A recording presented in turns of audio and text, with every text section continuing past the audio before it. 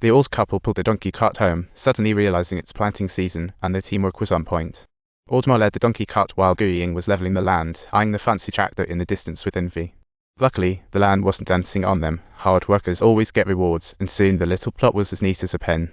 After their meal, they crashed the neighbor's TV, not quite treated like guests, but hey, who's complaining? The hostess teased him, making Oldmore look down, while the homeowners graciously got off their beds for the guests. That guy casually mentioned the neighbor's shabby house, saying they'd get $15 for tearing it down or renovating. Gu Ying pricked up her ears, realizing it was her home a chance in misfortune. After the guests left, the hostess spotted water on the floor. Realizing it was from Old Ma's recent sit-down, he hurried to help his woman. Then he busily wiped the chair with a napkin, only to earn a scowl from the old lady, who shooed him out with some choice words. The moment the power connected, it sparkled like stars. Warm light lit up the boiled eggs, with flickering shadows on the wall resembling tiny stars. The glow brought hope, and Gu Ying felt something special, her eyes sparkling like a galaxy just a few days ago. Soon, the homeowners returned from the south. Who'd pass up such sweet subsidies? Like ripe fruit ready to pick. Gu Ying immediately spotted the new coat he wore, clearly because his pants were wet again, and the moment John was silent they were told to skedaddle, lest Old Ma and Gu Ying decide to become permanent tenants. The donkey cart had just cleared their belongings. A bulldozer soon demolished their home. Old Ma looked nostalgically at the rubble, yet the future had a new blueprint. After the house was knocked down, they returned one last time, the washing letters and the door glaringly bright, red as if announcing an outcome, but home was no longer recognizable. Old Ma found a swallow's nest up in the rafters, worried it might lose its home like he had. There were plenty of vacant houses, marked again with bright wash marks. The warm glow from the cardboard box was their only beacon of hope. Just when the chicks hatched, it was also harvest time, and soon they could feast on fresh eggs from their very own house, fighting hard in the wheat fields.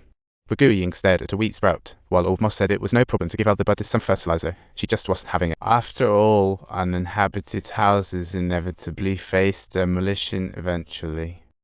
Villagers pasted blue tags, waiting for subsidies. Realizing moving about wouldn't help, the couple decided to build their own. Eating at their own table meant no more worrying about others. They could even go for seconds since the chicks had just hatched, welcoming their own heart. Gu Ying looked up at Old Mo, her eyes filled with drama. Just as he had reminisced, she finally had her own child. His left hand trembled as he held back joy, leaning against the cardboard box, and things started looking. As the weather warmed, the swallows returned. Old Ma found a few tadpoles and, feeling generous, released them back into the water. Gu Ying couldn't drive quite like Old Ma, buckets splashing everywhere, yet he silently followed, never complaining a word. After dousing the yellow earth with buckets of water, Old Ma's strong legs stirred it up, and once it was all mixed, the yellow mud went into the bricks. Each brick needed scooping, drying on the ground, then dusting to prevent sticking.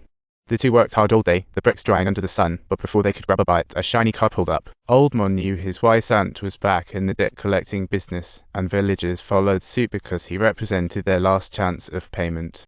Gu Ying felt sorry for him and refused. Old Mo didn't even touch that cigarette. With just one sentence, he found himself with no other option. Gu Ying clung to his waist, but they ended up in the luxury car. The seats were only covered with plastic, while half-open windows pushed away the sense of poverty. Gu Ying glanced at her husband, and Old Mo felt the wind of guilt. Though no words were said, he sensed her reproach. He shouldn't have given up the coat nor owe anyone a favor. This time, they didn't even eat, not even bothering to pretend. He watched his husband's blood flow through tubes, an indescribable ache building up. Villagers and the wealthy loomed over them like a heavy mountain, greedily siphoning away their lifeblood. Sitting by the river waiting for Old Mo, he felt affection for the little boy, regretting not being able to bear a child due to his illness. She knew they spoke of her but stayed calm. Old Mo defiantly lifted Gu Ying onto the cart, refusing public commentary.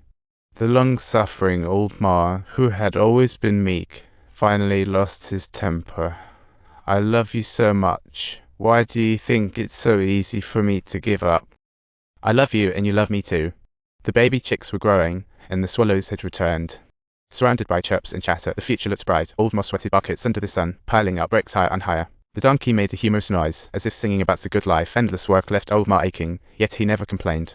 Gu Ying sensed his weariness, rose to massage him outside. Rain gutters howled, yet she found comfort. Old Ma jumped in surprise. They hastily covered the mud boat with a tarp in the wind, but the heavens weren't cooperating. In a blink, torrential rain poured down. Gu Ying's tears mingled with the rain, and Old Ma grabbed a plastic sheet, carelessly forgetting about the precious mud cover. He hurried to wrap it around his wife. "Hurry home. Don't get wet. Take care of your hair." But Gu Ying helped anyway. When Old Ma slipped and fell, Gu Ying hurried to help, but the mud turned them into slapstick comedy. With the rain pouring down, nowhere to hide, the couple found laughter in adversity. Their mutual support and laughter amidst the downpour ignited the love within these over 50-year-olds who still felt young at heart. Even as the rainstorm gradually faded away, they remained standing, tightly clutching onto this cherished memory.